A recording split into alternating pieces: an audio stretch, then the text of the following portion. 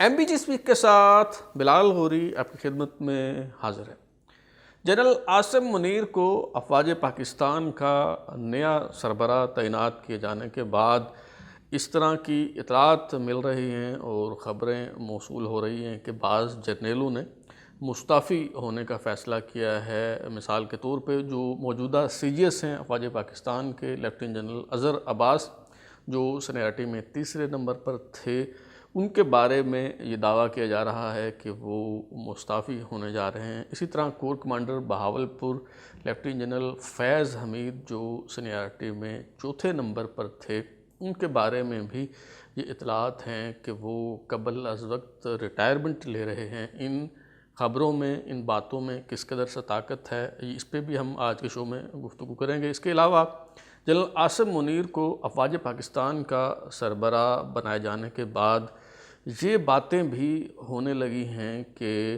General Asim Munir پہلے major general کے طور پر ڈی جی ایم آئی رہے اور اس کے بعد انہیں ڈی جی آئی ایس آئی بھی تعینات کیا گیا لیفٹیننٹ جنرل کے رینک میں پروموٹ ہونے کے بعد۔ تو دونوں جو خفیہ ادارے ہیں ان کے وہ سربراہ رہے ہیں، اور اس حیثیت سے موجودہ army chief general Qamar Javed Bajwa کے جتنے بھی جرائم ہیں یا سیاست میں جو مداخلت کی گئی، ان جرائم میں وہ برابر کے شریک رہے ہیں۔ یہ بھی کہا جا رہا ہے کہ اسلام آباد ہائی کورٹ کے جج جسٹس شوکت عزیز صدیقی کو جنرل عاصم منیر جب لیفٹیننٹ جنرل تھے تو بطور ڈی جی آئی ایس آئی انہوں نے ہٹوایا، ان کا اس میں ہاتھ جو ہے وہ رہا ہے۔ ان الزامات میں کس قدر سچائی ہے، آج کے شو میں اس حوالے سے بھی ہم گفتگو کریں گے اور سچ کا سراغ لگانے کی کوشش کریں گے۔ تو یہ جو بات ابھی ہو رہی ہے کہ جی اسلام آباد ہائی کورٹ کے جج جسٹس شوکت عزیز صدیقی، جنہوں نے راولپنڈی بار میں تقریر کرتے ہوئے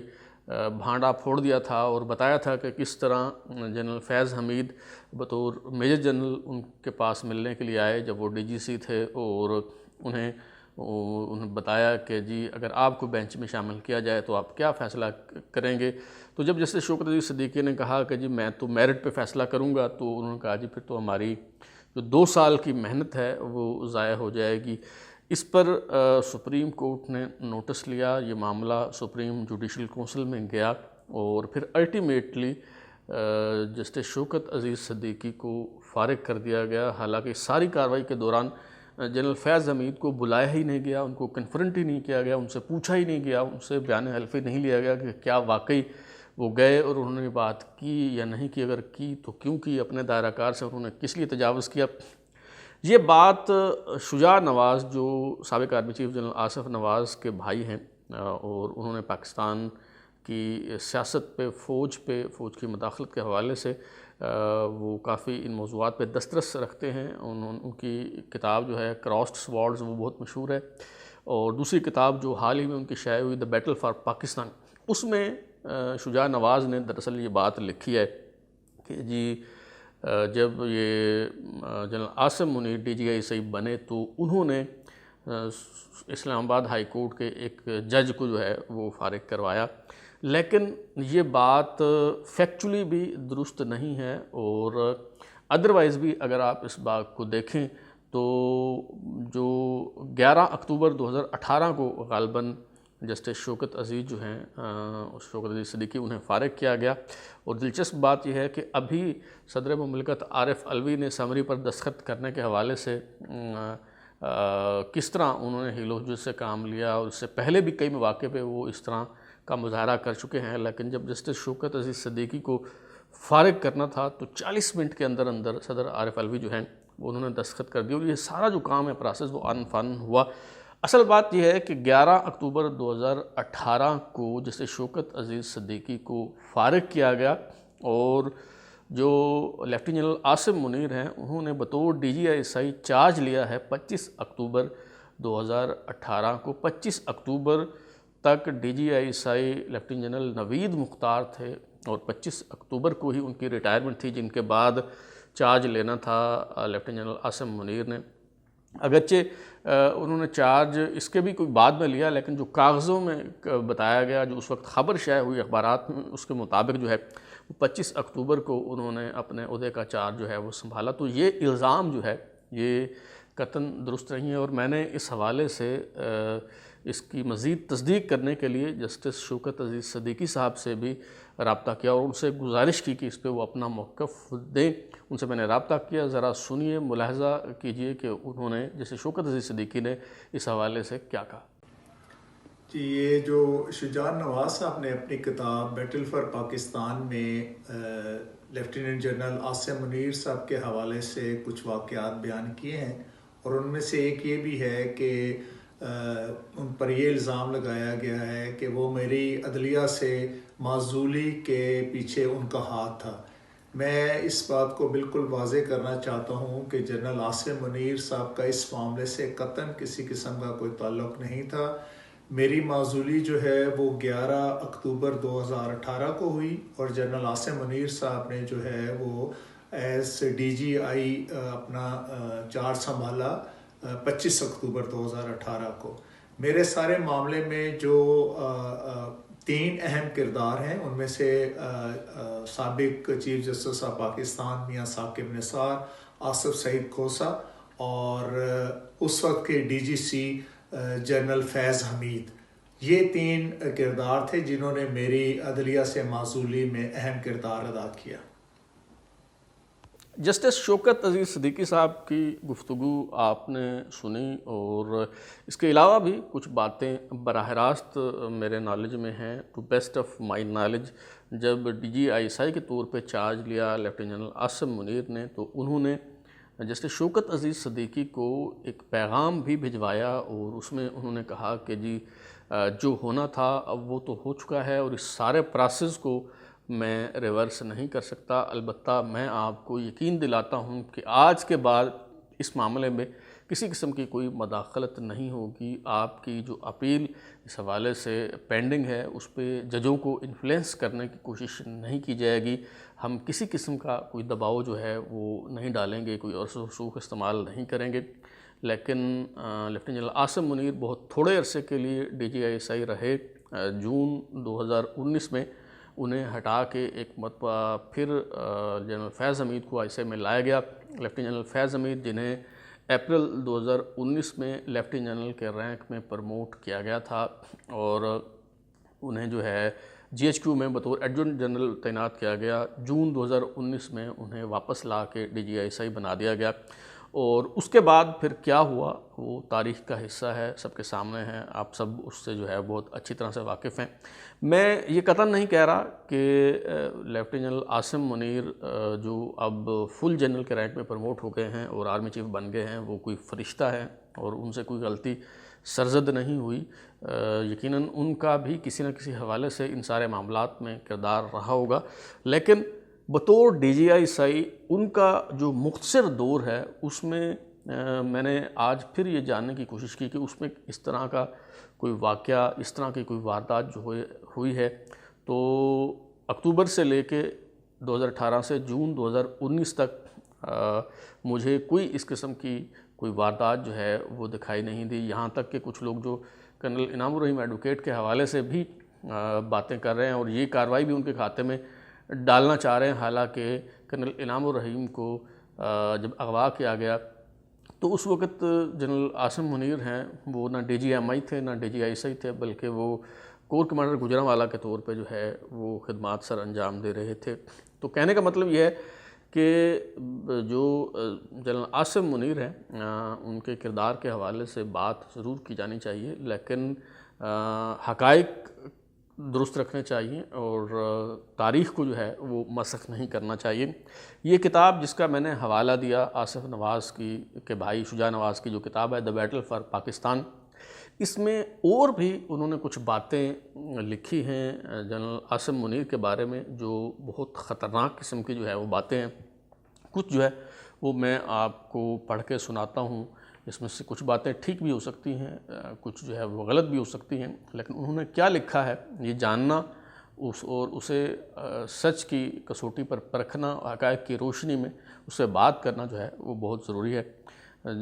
شجاع نواز نے اپنی کتاب دی بیٹل فار پاکستان میں لکھا ہے جنرل عاصم منیر کے بارے میں کہ ریپوٹیشن آف بینگ ٹف افسر روٹڈ ان اسلامک ٹریڈیشنز، اور ان کے حافظ قرآن ہونے کا بھی انہوں نے ذکر کیا ہے، اور پھر آگے چل کے مزید ان کے بارے میں جو ہے وہ کچھ تبصرہ کیا ہے، اور کچھ جو ان کے کولیگز ہیں جنہوں نے ان کے ساتھ کام کیا ہے، اور جو ان کے سبارڈینیٹس ہیں جنہوں نے ان کے کمانڈ میں جو ہے وہ خدمات سر انجام دیا، ان سے گفتگو کے نتیجے میں انہوں نے کوئی رائے جو ہے وہ دی۔ آگے چل کے وہ لکھتے ہیں with in army ranks Asim Munir has the reputation of a hard liner. His subordinates maintain that his strictness has a cult status among the troops he has managed. As observers have expressed concern that Munir will bring a similar hardline approach as the spy master, increasing the involvement of intelligence agency in civilian matters even more than it already has. کہا جا رہا ہے کہ جی hard liner ہیں عاصم منیر، اور وہ cult کی طرح جو ہے وہ کام کرتے ہیں، اور اس میں جو آبزرورز ہیں انہوں نے ان خدشات کا اظہار کیا ہے کہ بطور سپائی ماسٹر یعنی بطور DGI وہ اسی ہارڈ لائن سوچ کو اپروچ کو لے کے جو ہے وہ چلیں گے، اور جو سویلین معاملات میں جو ISI کی مداخلت ہے اس میں مزید اضافہ ہو جائے گا۔ اور آگے چل کے پھر وہ وہی مثال دیتے ہیں جو فیکچولی انکریکٹ ہے کہ اسلام آباد ہائی کورٹ کے جج جسٹس شوکت عزیز صدیقی کو انہوں نے جو ہے وہ فارغ کروایا، اور جیسے میں نے کہا کہ یہ ان کا جو مختصر دور ہے 8 مہینے کا، اس میں بلکہ سیاسی مداخلت جو ہے وہ کم سے کم رہی ہے۔ اور جب وزیر اعظم صاحب نے انہیں کہا کہ جی آپ بجٹ کے لیے بندے پورے کر کے دیں، تو انہوں نے صاف انکار کر دیا، معذرت کر لی، اور انہوں نے کہا کہ سر یہ ہمارا کام جو ہے وہ نہیں ہے۔ تو یہاں اس حوالے سے تو جو تجزیہ ان کے بعد شخصیت کے بارے میں کیا گیا ہے وہ مجھے قطعاً جو ہے وہ غلط محسوس ہو رہا ہے۔ آگے چل کے وہ لکھتے ہیں کہ Asim Munir is a nonsense ideologue who will not tolerate any dissent or spreading of narratives that does not toe the line defined by the army. یہ اس سے بھی کہیں زیادہ خطرناک بات ہے کہ جو فوج کی جو لائن ہے، فوج کی جو سوچ ہے، فوج کا جو نقطہ نظر ہے، اس سے ہٹ کے کسی قسم کا کوئی بیانیہ، کسی قسم کا کوئی اختلاف رائے وہ عاصم منیر جو ہیں وہ قطعاً برداشت نہیں کرتے۔ اگر یہ بات، یہ تجزیہ ان کے بارے میں جو ہے وہ درست ہے تو یہ پھر بہت خطرناک قسم کی جو ہے وہ بات ہے۔ لیکن یہ جو تبصرہ اور تجزیہ ان کی شخصیت کے بارے میں کیا گیا ہے، میں جو اس سے بات اخذ کر رہا ہوں، بات صرف اتنی سی ہے، کوئی گھبرانے کی بات نہیں ہے، پریشان ہونے کی بات نہیں ہے، صرف اس کا یہ مطلب ہے کہ عاصم منیر جو ہیں وہ بائی بک چلتے ہیں، جو قانون کہتا ہے، جو آئین کہتا ہے اس کے مطابق وہ چلنے والے انسان ہیں، اور اس حوالے سے وہ ہارڈ لائنر ہیں، وہ اپنے موقف سے جو ہے وہ پیچھے نہیں ہٹتے۔ مثال کے طور پہ جو سٹنگ پرائم منسٹر جو ان کا امیڈیٹ باس تھا اس کے پاس وہ چلے جاتے ہیں اور ان کو بتاتے ہیں کہ جی آپ کی ناک کے نیچے آپ کے گھر میں کرپشن ہو رہی ہے، اور تحائف کی آڑ میں جو ہے وہ کرپشن وصول کی جا رہی ہے۔ وہ بزدار صاحب کے بارے میں بتاتے ہیں، فرح گوگی کے بارے میں بتاتے ہیں، خاتون اول کے بارے میں انہیں جو ہے وہ معلومات فراہم کرتے ہیں۔ تو یہ جو ساری چیزیں ان کے بارے میں اب تک سامنے آ رہی ہیں، ان کی روشنی میں جو بات پورے وثوق کے ساتھ کہہ سکتا ہوں، اگر کوئی اس مغالطے یا اس خوش فہمی میں مبتلا ہے کہ جی چونکہ انہیں موجودہ حکومت نے آرمی چیف لگایا ہے، لہٰذا آرمی چیف بننے کے بعد یا سابقہ ان کا پچھلے دور میں کوئی اختلاف رہا ہے اس وقت کے وزیر اعظم عمران خان سے، اور چونکہ وزیر اعظم نے انہیں DGI کے عہدے سے ہٹا دیا تھا، تو لہٰذا اس وجہ سے وہ عمران خان پر لٹھ لے کر چڑھ دوڑیں گے اور کوئی ایسی تیسی پھیر دیں گے، تو میرا نہیں خیال کہ اس طرح کی کوئی چیز ہونے والی ہے۔ وہ اگر میں نے پہلے بھی کہا تھا کہ فوج اگر واقعی نیوٹرل نہیں ہے، اب تک نہیں بھی ہے، تو وہ اسے نیوٹرل اور غیر سیاسی بنانے کی کوشش کریں گے۔ ہاں البتہ حکومت خواہ PDM کی ہو، حکومت خواہ PTI کی آ جائے یا کسی کی بھی آ جائے،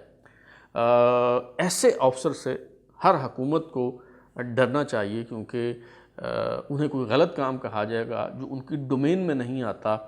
جو ان کی آئینی ذمہ داریوں میں جو ہے وہ شامل نہیں ہے، اگر وہ کام ان سے کرنے کے لیے کہا جائے گا تو وہ یہ کام جو ہے وہ بالکل نہیں کریں گے۔ میرا تو ان کی شخصیت کے بارے میں جو تجزیہ ہے وہ اب تک یہ ہے، خدا کرے کہ یہ تجزیے درست ثابت ہوں، کیونکہ آرمی چیف کا جو منصب ہے، جو کرسی ہے، اس پہ بیٹھنے کے بعد جو بڑے بھلے چنگے لوگ جو ہیں وہ رو میں بہہ جاتے ہیں، اور ود ان انسٹیٹیوشن جو فکر پائی جاتی ہے، جو سوچ ہوتی ہے، جو لاہ عمل ہوتا ہے، اس سے انحراف نہیں کر پاتے، اور اس کا دھارا بدلنا بہت مشکل ہوتا ہے ان کے لیے۔ اس میں موجودہ army chief general Qamar Javed Bajwa کی مثال جو ہے وہ سب کے سامنے ہے، تفصیل میں جاننے کی جو ہے وہ ضرورت نہیں ہے۔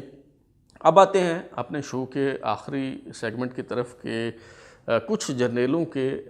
مستعفی ہونے اور قبل از وقت ریٹائر ہونے کی اطلاعات جو ہے وہ موصول ہو رہی ہے۔ مثال کے طور پہ جو موجودہ سی جی ایس ہیں لیفٹیننٹ جنرل اظہر عباس، ان کے بارے میں خبر چلی کہ ان کے خاندان کے جو ذرائع ہیں وہ یہ دعویٰ کر رہے ہیں، بلکہ تصدیق کر رہے ہیں اس بات کی کہ انہوں نے قبل از وقت ریٹائرمنٹ لینے کا فیصلہ کیا ہے۔ اسی طرح کور کمانڈر بہاولپور جو سینیٹری لسٹ میں چوتھے نمبر پر تھے، لیفٹیننٹ جنرل فیض حمید، ان کے بارے میں بھی یہی اطلاع ہے کہ انہوں نے مستعفی ہونے اور قبل از وقت جو ہے وہ ریٹائرمنٹ لینے کا فیصلہ کیا ہے، کہ شاید کوئی ایک آدھ نام اور بھی جو ہے وہ اس میں جو ہے وہ شامل ہو جائے۔ یہ کوئی اچنبھے کی بات اگرچہ ہے بھی اور نہیں بھی ہے، کیونکہ ماضی میں ہم نے دیکھا کہ جو لوگ سپر سیڈ ہوتے ہیں وہ مستعفی ہو جاتے ہیں۔ مثال کے طور پہ جب جنرل پرویز مشرف کو آرمی چیف لگایا گیا تو اس وقت کے جو سی جی ایس تھے، لیفٹیننٹ جنرل علی قلی خان وہ سینئر موسٹ تھے، اور لیفٹیننٹ جنرل خالد نواز جو ہیں وہ بھی سینئر تھے، تو وہ سپر سیڈ ہوئے تو انہوں نے جو ہے وہ قبل از وقت ریٹائرمنٹ جو ہے وہ لے لی۔ یہ روایت فوج میں رہی ہے۔ اسی طرح 2016 میں بھی جب جنرل قمر جاوید باجوہ کو آرمی چیف لگایا گیا تو اس وقت لیفٹیننٹ جنرل نجیب اللہ خان جو جی ایچ کیو میں ڈی جی جوائنٹ سٹاف کے طور پہ جو ہے وہ تعینات تھے،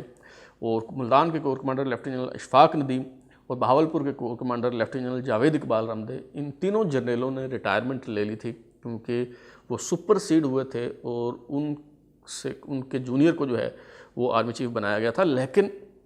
موجودہ صورتحال میں تو کوئی سپر سیڈ نہیں ہوا۔ پاکستان کی تاریخ میں غالباً یہ چھٹی مرتبہ ایسا ہوا ہے کہ جو سینئر موسٹ جرنیل ہے اسے ہی آرمی چیف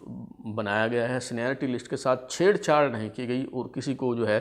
وہ سپر سیڈ نہیں کیا گیا۔ پہلی مرتبہ ایسا تب ہوا جب لیفٹیننٹ جنرل ٹکا خان کو ذوالفقار علی بھٹو نے جو ہے وہ آرمی چیف لگایا، وہ سینئر موسٹ تھے۔ دوسری مرتبہ جب جنرل ضیاء الحق کا طیارہ حادثے کا شکار ہوا تو vice army chief general Aslam Beg Mirza جو ہے آرمی چیف بنے، وہی سینئر موسٹ تھے۔ پھر جب جنرل جہانگیر کرامت آرمی چیف بنے جنرل عبدالوحید کاکڑ کے بعد تو وہی سینئر موسٹ تھے اور انہیں ہی آرمی چیف تعینات کیا گیا۔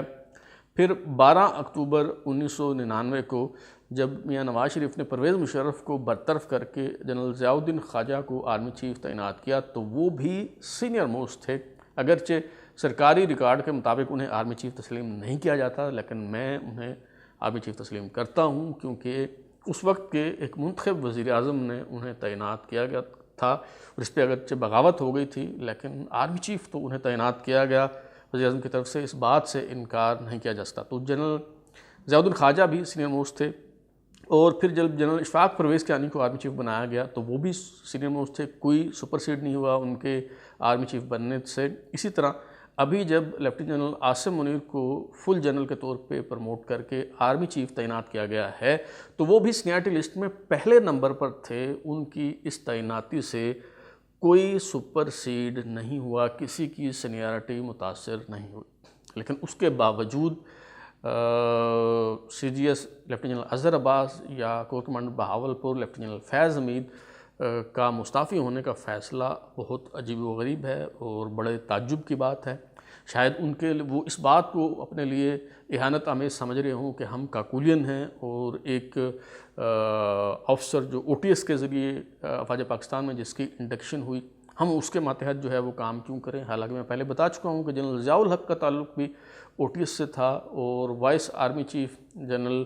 خالد محمود عارف جنہیں کے ایم عارف کہا جاتا ہے، وہ بھی او ٹی ایس کورس کے ذریعے جو ہے افواج پاکستان میں انہوں نے کمیشن حاصل کیا۔ تو یہ کوئی ایسی ریزن نہیں ہے، کوئی ایسی دلیل نہیں ہے جس کی بنیاد پہ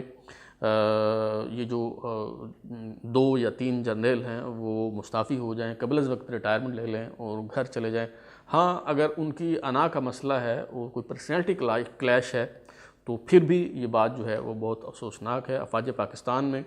ایسی روایت نہیں رہی، ایسا تب ہی کیا جاتا ہے جب کسی کی سینیارٹی متاثر ہوتی ہے، جب کوئی سپر سیڈ ہوتا ہے۔ حالانکہ ابھی لیفٹیننٹ جنرل عاصم منیر کے آرمی چیف تعینات کیے جانے کے بعد کسی کی سینیارٹی متاثر نہیں ہوئی، کوئی سپر سیڈ نہیں ہوا۔ اب تک لیے اتنا ہی، بلال غوری کو اجازت دیجیے، پھر ملاقات ہوگی۔ اگر آپ کو ہمارا شو پسند آیا تو اسے لائک کریں، کامنٹ کریں، شیئر کریں اور ہمارا چینل سبسکرائب کرنے کے بعد بیل آئکن یعنی گھنٹی ضرور دبائیں تاکہ آپ کو نئی ویڈیوز کے نوٹیفیکیشن ملتے رہیں۔ بہت شکریہ۔